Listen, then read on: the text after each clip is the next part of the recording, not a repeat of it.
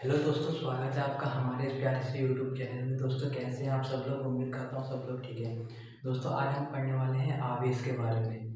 दोस्तों, 12th class की जो फिजिक्स है उसकी दो बुक्स हैं, फर्स्ट और सेकेंड। दोस्तों, फर्स्ट बुक को हम वैद्युत चुंबकत्व के नाम से जानते हैं। वैद्युत चुंबकत्व को भी हमने दो पार्ट में डिवाइड किया है, स्थिर वैद्युत की, बिजली गति विज्ञान। स्थिर का मतलब होता है रुका हुआ, वैद्युत की का मतलब हुआ आवेश, रुका हुआ आवेश।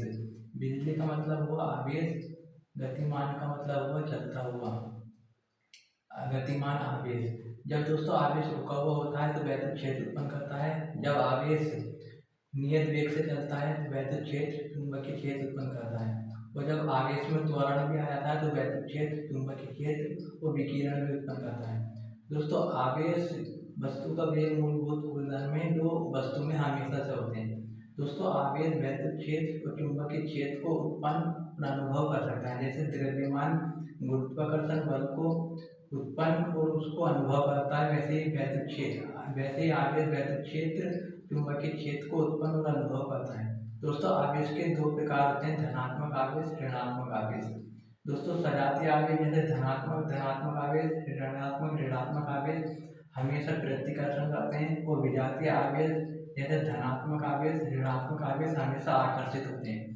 दोस्तों, आवेश की संकल्पना किसके आधार पर दी जाती है? दोस्तों, सोडियम परमाणु बारे में आपने सुना होगा। उसमें 11 इलेक्ट्रॉन और 11 प्रोटॉन होते हैं। उसका इलेक्ट्रॉनिक विन्यास 2,8,1 होता है। इसके बाह्यतम कोश में एक इलेक्ट्रॉन ज़्यादा होता है। ये अपने बाह्यतम कोश में से एक इलेक्ट्रॉन निकालकर पॉजिटिव बन जाता है। दोस्तों, पॉजिटिव क्यों बनता है? क्योंकि इसमें इलेक्ट्रॉन की संख्या कम हो जाती है और प्रोटॉन की संख्या एक ज़्यादा होती है इलेक्ट्रॉन की तुलना में, तो इसलिए इस पर एक धनात्मक आवेश रहता है। दोस्तों, इलेक्ट्रॉन के दान से हमेशा धनात्मक आवेश आता है। दोस्तों, क्लोरीन का परमाणु क्रमांक 17 होता है, उसमें इलेक्ट्रॉन 17 और प्रोटॉन भी 17 होते हैं। दोस्तों, इसका इलेक्ट्रॉनिक विन्यास 2,8,7 होता है। इसके बाह्यतम कोश में एक इलेक्ट्रॉन की संख्या कम होती है, तो ये दूसरे परमाणु से एक इलेक्ट्रॉन ले लेता है और एक इलेक्ट्रॉन की संख्या इसमें ज़्यादा हो जाती है, जिसके कारण इस पर ऋणात्मक आवेश आ जाता है। तो दोस्तों, इलेक्ट्रॉन की गिरन से हमेशा ऋणात्मक आवेश आता है। अतः आवेश की संकल्पना इलेक्ट्रॉन के आधार पर दी जाती है, प्रोटॉन के आधार पर नहीं। क्योंकि दोस्तों, प्रोटॉन पर नाभिकीय बल लगता है जो बहुत शक्तिशाली बल है दुनिया का। और दोस्तों, प्रोटॉन का मास जो है इलेक्ट्रॉन के मास का इतना गुना होता है। आवेश के मात्रक की बात करें तो दोस्तों, इसका मात्रक Coulomb, state Coulomb, Faraday, Franklin होता है। दोस्तों, फैराडे इसका सबसे बड़ा मात्रक होता है। दोस्तों, आवेश का हमेशा बीजगणितीय योग होता है तथा अपने अपने चिन्ह के साथ जुड़े जाते हैं। इस आवेश को हमेशा प्लस माइनस किया जाता है। और दोस्तों, एक माइक्रो कूलॉम 10⁻⁻6 कूलॉम के बराबर होता है। एक नैनो कूलॉम 10⁻9 कूलॉम के बराबर होता है। और एक पिको कूलॉम 10⁻12 कूलॉम के बराबर होता है। एक माइक्रो कूलॉम 10⁻3 कूलॉम के बराबर होता है।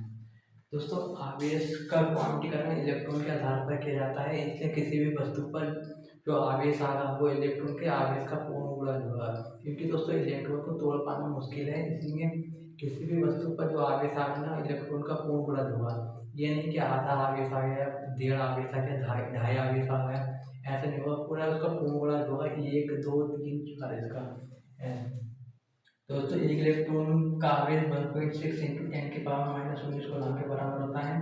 और एक प्रोटॉन का आवेश भी प्लस में 1.6 इंटू 10⁻⁻19 कूलॉम के बराबर होता है। दोस्तों, अगर इस वीडियो पसंद आई तो लाइक करें। Thank you all of you.